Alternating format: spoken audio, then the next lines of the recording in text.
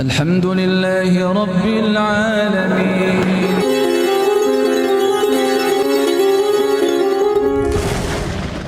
Suatu kepala daerah, kepala negara, atau panglima perang atau apapun, ini agar perjalanan birokrasinya nanti itu betul-betul amanah berdasarkan nilai-nilai kemasyarakatan dan ketuhanan, itu maka akan mendapat jaminan bahwa laju pemerintahannya itu nanti akan baik.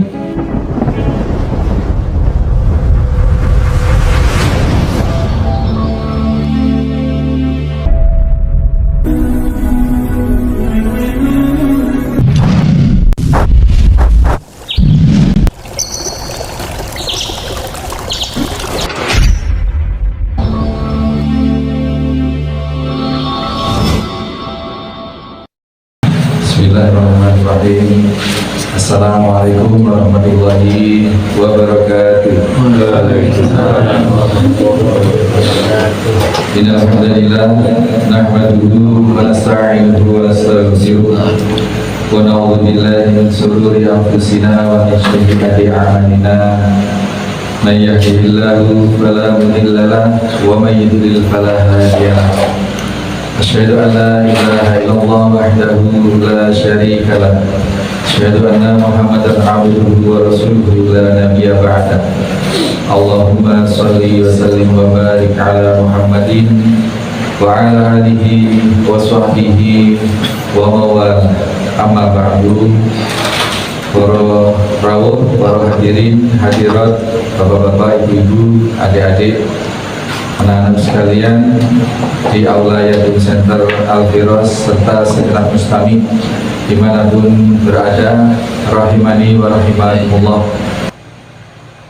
Di dalam Islam, di dalam kepemimpinan kaum muslimin yang saat itu dipegang oleh Rasulullah SAW, dan begitulah seharusnya sampai hari ini, bahwasanya pemegang panji, pemegang kewenangan itu adalah orang-orang yang benar-benar mencintai Allah dan Rasul-Nya.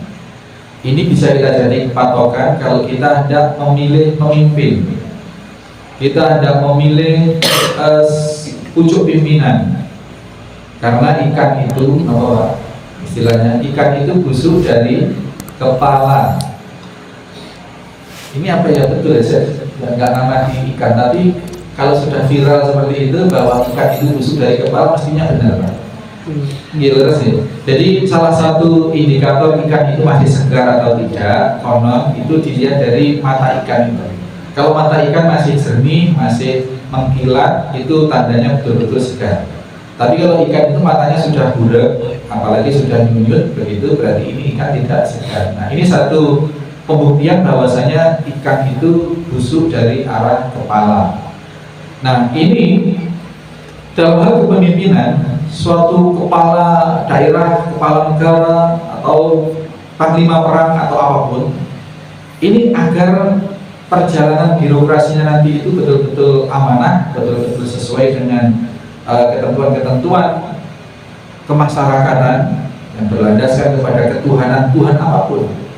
Tidak hanya Islam pasti, kalau sudah berdasarkan Islam pasti, berdasarkan nilai-nilai kemasyarakatan dan ketuhanan. Kecuali kalau komunis nggak pakai Tuhan ya, itu maka akan mendapat jaminan bahwa laju pemerintahannya itu nanti akan baik. Maka Rasulullah di sini memberikan satu petunjuk, atau bahasa sekarangnya itu clue, memberikan clue bahwasanya bendera ini akan la'uqiyana hadhir rayata rajulan yuhibbullaha wa rasulah. Maknanya adalah di antara para sahabat itu yang akan diserahi bendera adalah dia yang benar-benar mencintai Allah dan Rasulullah. Kalau para sahabat, sejelek-jeleknya sahabat, keimanan sahabat, kualitas keimanan dan ketakwaan sahabat dibanding dengan sealim-alim orang zaman sekarang, jauh. Nah, tetapi ini Rasulullah memberikan di antara mereka yang paling.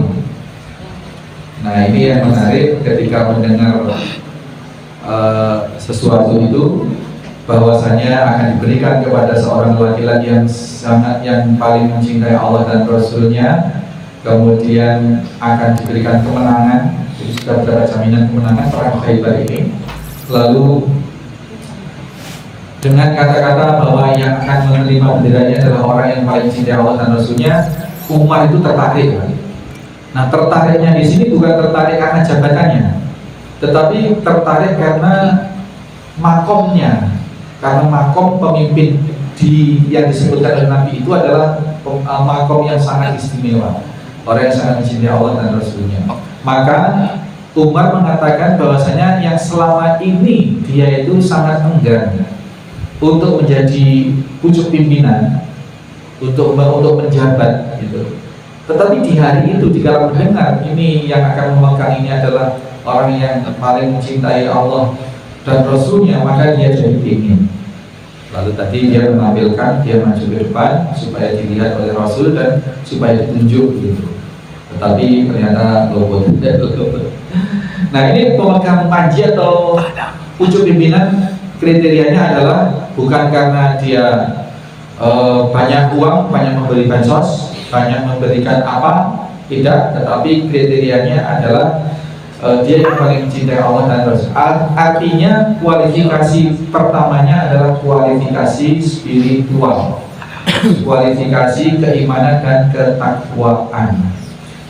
Sehingga Pancasila itu betul kerakyatan yang dipimpin bukan oleh yang memberi bansos, bukan oleh yang lebih banyak didukung gitu, tetapi oleh hikmah, kebijaksanaan.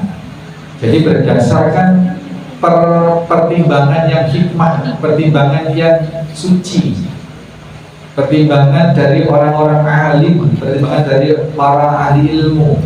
Maka pemerintahan Islam pertama di tanah Jawa, di Nusantara ini, Demak, Bintoro itu diangkatlah Raden Patah. Yang angkat bukan masyarakat, bukan dipilih, ayo masyarakat ngumpul nanti siapa yang milih Raden Patah, siapa yang milih Raden ini, Raden tidak. Tetapi para wali songo, orang-orang yang memiliki kualifikasi keimanan, ketakwaan, keilmuan yang memadai, rapat berembuk, permusyawaratan, bermusyawarah, bermain nyamanah negeri kaum muslimin ini, Demak Bintoro ini siapa yang didudukkan jadi khalifah, jadi sultan. Maka para wali berdasarkan istikharah dan sebagainya memutuskan mengangkat Raden Patah. Ini kalau diterapkan, maka proses suksesi atau pergantian kepemimpinan, pergantian presiden dan sebagainya ini sangat murah, Pak. Murah. Kalau sekarang ini belum ngomong pelaksanaan, persiapannya, apa itu perangkatnya, kotak pemilunya, kertas suaranya, macam-macam, mahal. Bahasanya sekarang mehong gitu. Dia untuk mengganti pemimpin itu sangat mehong, mahal sekali. Karena banyak yang mengeluhkan, Prabowo sendiri mengeluhkan demokrasi itu sangat mahal biayanya, padahal hasil yang diperoleh bukan jaminan. Karena hasil pemilihan dari proses demokrasi itu tidak mensyaratkan orang yang mencintai Allah dan Rasulnya, tetapi apa syaratnya, Pak? Yang paling banyak mendapat suara. Ya, ini karena memang bukan berasal dari ketentuan Islam, dia rumusan dari akad. Demokrasi itu rumusan dari para pemikir barat, para pemikir sekuler, sehingga sama sekali tidak memakai landasan Islam. Sehingga wajar kalau terjadi trouble sana sini, yang mahal lah, yang peluang kecurangan lah, wajar sekali. Maka sesungguhnya kalau ingin murah, ingin simple dan ingin syar'i, ya pakai tata cara atau ketentuan-ketentuan yang sudah dicontohkan oleh Rasulullah SAW. Dan Indonesia memungkinkan, tidak usah dirubah jadi negara Islam, tidak usah. Dengan menerapkan pasal 4 itu, ayat 4 itu cukup sebenarnya. Kerakyatan yang dipimpin oleh hikmat kebijaksanaan dalam permusyawaratan perwakilan, cukup sebenarnya. Maka mudah-mudahan kelak tampil satu pemimpin yang betul-betul menerjemahkan atau mengaplikasikan Pancasila itu yang berakar dari nilai-nilai Islam. Kalau sekarang masih dari nilai sekularisme, demokrasi itu dari makhluk sekularisme. Jadi makanya terjadi kebocoran, terjadi trouble sana sini karena tidak bersumber dari sesuatu yang sejati. Demikian ya. Berikutnya bahwasanya tadi telah kita sebutkan bahwasanya Umar bin Khattab ini secara fitrahnya nggak senang jadi pemimpin.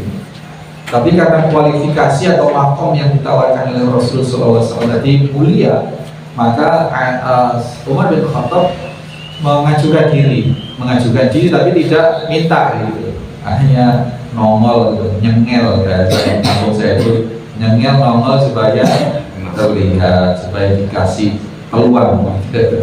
Dan itulah sifat umum para sahabat. Sifat umum para sahabat ini cenderung menghindar kalau diberi jabatan, kalau diberi sesuatu jabatan. Karena bukan apa, itu hisabnya berat sekali. Hisabnya berat sekali. Jadi pimpinan, jadi pejabat itu hisabnya sangat berat sekali. Kelak setelah kiamat tiba, lalu Allah Subhanahu wa Ta'ala berdiri di semua, tampil di hadapan semua makhluk yang ada. Kakak, bagus, nggak boleh ngomong sendiri. Lalu Allah Subhanahu wa Ta'ala menyatakan, wahai, akulah raja hari ini. Siapa raja di dunia yang merasa kuat, yang merasa berkuasa?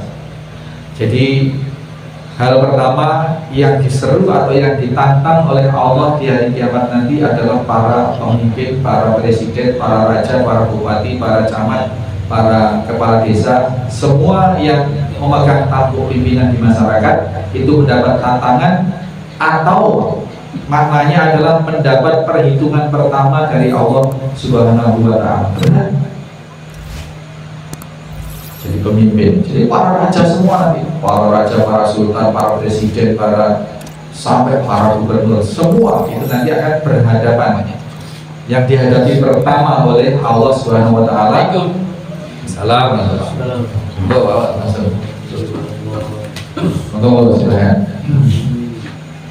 Itu adalah para, sehingga berat resikonya, berat sekali. Berat. Nah, ini beda dengan kita zaman sekarang ya. Zaman sekarang ini jadi pimpinan atau jadi pejabat itu, wah, diusahakan betul. Berani bayar berapapun. Saya jadi ingat ini, masya Allah ya, kisah ketika Bu Haji Yanto, Allah yarham, Pak Haji Yantonya Allah yarham, Bu Haji Yanto ketika dibentel-bentel jadi kepala sekolah itu Pak, sampai ke dinas nangis-nangis tidak mau. Sementara orang lain itu mungkin masih, Pak Haji Yanto masih menjabat gitu, nangis-nangis tidak mau, pokoknya tidak mau. Tapi dibentel-bentelnya dipaksa-paksa oleh dinas untuk menghargai Pak Haji Yanto karena beliau juga mantan kepala dinas, itu antara lain. Akhirnya tidak bisa mengelak, ya sudah jadi kepala sekolah. Tetapi tidak dengan harapan dan tidak dengan tidak dengan permintaan, justru menghindar, pengennya menghindar. Ini masalah. Dan begitulah para sahabat secara umum terhadap kepemimpinan itu berusaha menghindar. Nanti terus ya apa Ustaz, kalau nggak ada yang mau jadi pemimpin nanti terus kosong kan gitu. Seperti itulah. Tapi kalau sudah ditunjuk oleh Rasulullah, ya maka tidak bisa mengelak. Seperti Sayyidina Ali tadi, sakit-sakit sekalipun, dengan kondisi yang berat sekalipun, ya maju. Matanya sakit, ya sudah, oleh Rasul diobati, disuwuk, disembur, diludahi matanya, kemudian sembuh. Itu sifat umum, bedanya dengan sifat umum para sahabat kala itu, bedanya dengan kita di zaman ini. Kemudian boleh menawarkan diri atau boleh menampilkan diri untuk dipilih atau untuk ditunjuk menjadi pemimpin dengan atas urusan yang sudah jelas yang sudah jelas baiknya. Ini tadi kita lihat adegan, ini jelas perintah perang jihad fisabilillah, dan yang menduduki makom pemimpin ini nanti adalah orang yang betul-betul mencintai Allah dan mencintai Rasulullah. Ini jelas urusannya, sehingga Umar menampilkan diri, tetapi tetap tidak berusaha ngomong, hanya menampilkan diri, menunjukkan potensi dirinya, itu boleh. Jadi ketika ada pemilihan kepala daerah, jadi bupati, jadi apa, kita boleh menampilkan diri, menunjukkan diri boleh, tetapi tidak dengan kemudian mencalonkan diri. Nah, kalau dicalonkan beda lagi. Dicalonkan itu namanya ditunjuk. Tapi kalau mencalonkan diri, menghimpun kekuatan, ayo sana, kamu peluntur saya di daerah sana, kamu sana, dikasih biaya begini, itu namanya mencalonkan diri. Beda dengan ditunjukkanlah kualifikasinya, ditunjukkanlah rekam jejaknya, ditunjukkanlah kredibilitasnya. Kemudian banyak pihak yang memandang, kemudian dia dilamar atau diminta dan dicalonkan, itu beda. Dan untuk hal seperti itu, asalkan untuk urusan kepemimpinan, urusan kebaikan yang sudah jelas-jelas baiknya, itu boleh, seperti yang dilakukan oleh Umar bin Khattab tadi. Meskipun pada akhirnya tidak kepilih. Saya jadi ingat Ibrahim dari 01 itu posisinya seperti itu, Pak. Tidak mencalonkan diri, tapi diminta untuk mencalonkan diri dan didukung oleh banyak orang. Pada akhirnya sudah nggak jadi gitu. Ada banyak yang pilih juga. Ini boleh, Pak. Batasan bolehnya di situ tanpa mencalonkan diri, sebatas memperlihatkan atau menawarkan, tidak melalui verbal tetapi melalui rekam jejak. Terus yang berikutnya, para sahabat itu, Bapak Ibu sekalian, secara umum sangat kuat memegang perintah atau memegang peraturan-peraturan dari Allah dan Rasulnya. Kita bayangkan Sayyidina Ali dibilangi, kamu maju dan jangan menoleh ke belakang. Nah, tetapi karena ingin segera melaksanakan perintah Rasul, maka dia maju jalan dengan segenap pasukan yang sudah disiapkan. Kemudian sampai lupa belum membawa juklak dan juknis dari SK yang sudah diberikan, Pak. Panji itu bendera dari diberikan, tapi juklak juknisnya belum. Tapi keburu berangkat, maka akhirnya perlu konfirmasi kepada Rasul. Tetapi karena taatnya tidak boleh noleh, Pak, ya tetap tanya dengan sambil sudah menghadap ke depan gitu. Tadi di dalam kisahnya sudah kita baca ya. Dalam urusan apa ini ya Rasulullah? Dalam misi apa? Ini juklaknya ini bagaimana ini? Petunjuk pelaksanaannya ini dalam misinya apa? Itu. Jadi alamada uqatilun nas, dalam misi apa? Aku diperintahkan membuat amanah untuk melakukan penyerbuan ini ya Rasulullah. Nah, itu dari dalam misi mendakwahkan tauhid, mendakwahkan Islam di daerah Khaybar. Nah, kemudian begitulah keteguhan, ketaatan para sahabat dalam hal ini yang kita dipertunjukkan oleh sikap Ali radhiyallahu anhu. Cinta Allah dan Rasul itu caranya adalah dengan beriman dan mentaati segala perintah dan menjauhi segala larangan. Kemarin kita sempat baca itu satu ayat, kul in kuntum tuhibbunallaha fattabi'uni. Apabila, katakan wahai Muhammad kepada umat, kepada setiap manusia, apabila kalian mencintai Allah, maka bukti cinta itu caranya adalah dengan mengikuti perintahku, karena jadi Nabi itu disuruh ngomong fattabi'uni, ikutilah perintahku. Ikutilah petunjukku, fattabi'uni, mengikuti apapun yang aku ajarkan, itu maknanya. Maka implementasi kecintaan kepada Allah Subhanahu wa taala Ini adalah dengan cara mengikuti pensyariatan yang dibawa oleh Nabi Shallallahu Alaihi Wasallam.